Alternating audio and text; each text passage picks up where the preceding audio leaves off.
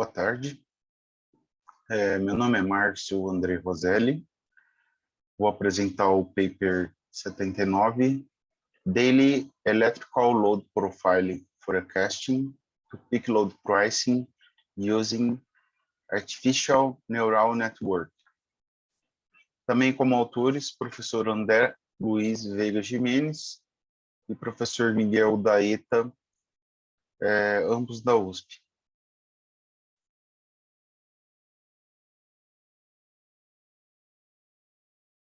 As curvas de carga são amplamente utilizadas pela Agência Nacional de Energia Elétrica, que é o regulador do setor elétrico no Brasil. São utilizados para calcular as perdas técnicas e as tarifas time of use. É um processo longo que se inicia com a aquisição de curvas de carga amostrais. As curvas de carga padrão, também chamadas no Brasil de tipologias de carga, são definidas por classe de consumo e nível de tensão. No geral, o processo resulta em cerca de 20 curvas de carga para cada classe de consumo. Além disso, também são colhidos dados de curvas de carga de redes. Para o cálculo das curvas de carga padrão, são utilizadas curvas de carga medidas em períodos, em média, de 4 anos para cada distribuidora.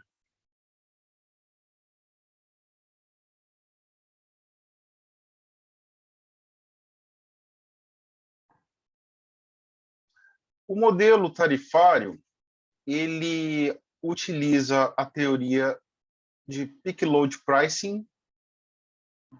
Basicamente, é a teoria desde o início da indústria de energia elétrica, onde os custos de capacidade, os custos com a rede, são alocados no período de ponta, enquanto o período fora de ponta se aloca custos de operação e manutenção e outros encargos ou tributos, a depender da regra de cada país.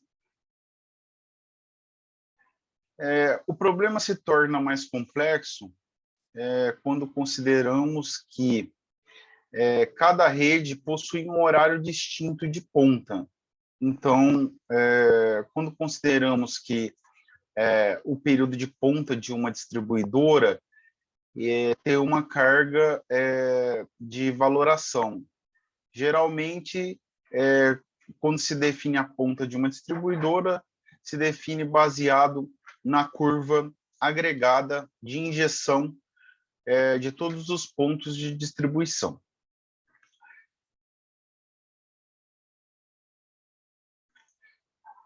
A ponta de rede, a sua ocorrência e a responsabilidade de cada classe de consumo na ponta vai determinar o custo em que cada consumidor vai pagar em sua tarifa.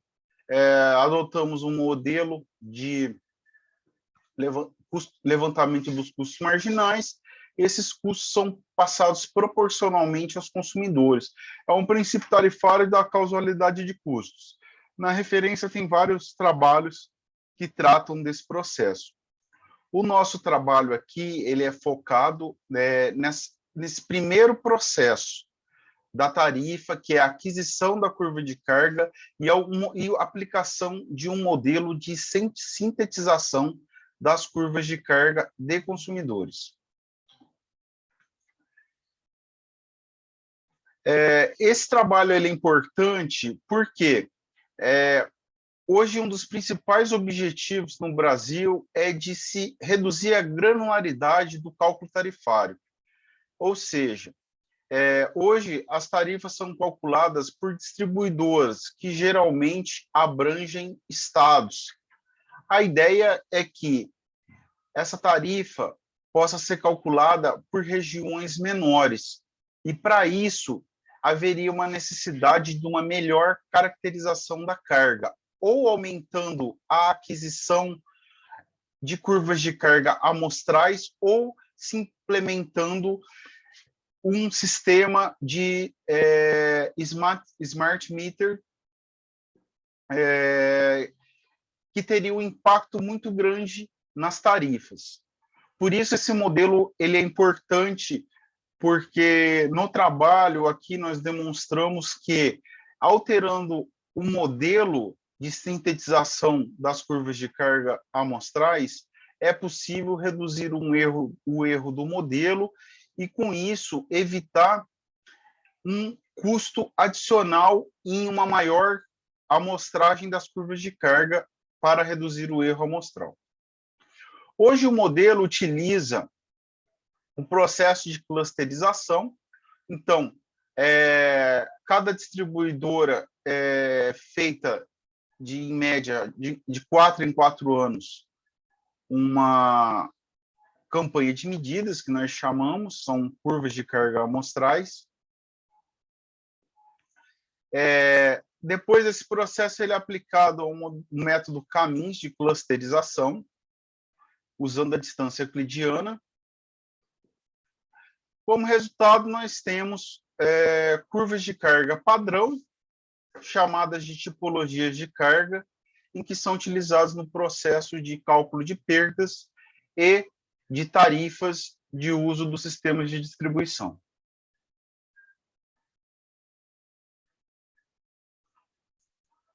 Aqui o modelo utilizado em substituição ao modelo de clusterização. Utilizamos uma rede neural. No processo, utilizamos o pacote autoneural do SAS Enterprise Miner. Ele roda no servidor da agência. Foram selecionadas bases de dados das curvas de carga, que é a principal, são utilizadas nas saídas, o cadastro comercial dos consumidores e dados de clima de estações meteorológicas. Aqui, as variáveis finais de entrada, temperatura, consumo da unidade em quilowatt-hora, tensão de conexão, classe, modalidade da tarifa e uma variável binária que representa se a curva de carga foi medida durante a semana ou ao final de semana. Como saídas, o vetor de curvas de carga de dimensão 12, ou seja, o vetor representa um período de discretização de 2 em 2 horas das curvas de carga. Depois nós aprimoramos esse modelo em que aplicamos ele no domínio da frequência e conseguimos uma assertividade melhor, tá? Então, a primeira etapa, as curvas de carga são normalizadas pela média. No processo, treinada a rede neural, foram testadas vários modelos de entrada com várias variáveis, temperatura, umidade. No final, selecionamos o modelo da temperatura de bulbo seco. Após a rede ser treinada, baseada em 100 mil curvas de carga amostrais, aplicamos a base de cerca de 8 milhões de unidades consumidoras. Então, obtivemos 8 milhões de curvas de carga estimadas.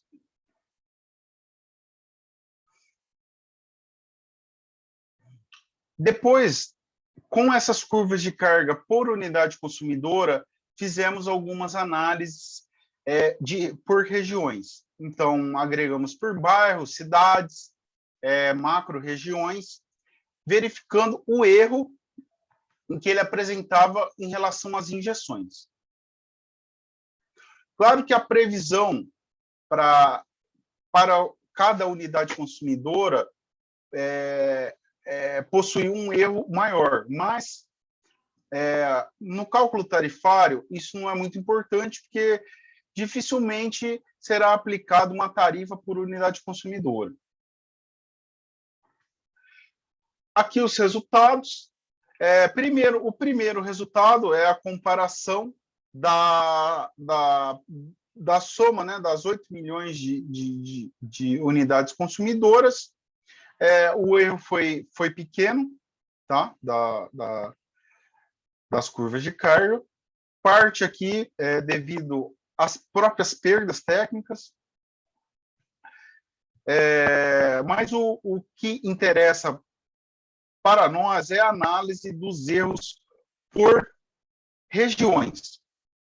Então, aqui nesse gráfico, podemos ver que o erro é pequeno para a área de concessão, mas reduzindo a granularidade, pegando sub-regiões, setor, subsetor, esse erro vai aumentando até chegarmos ao erro da unidade consumidora, que foi aqui cerca de 30%.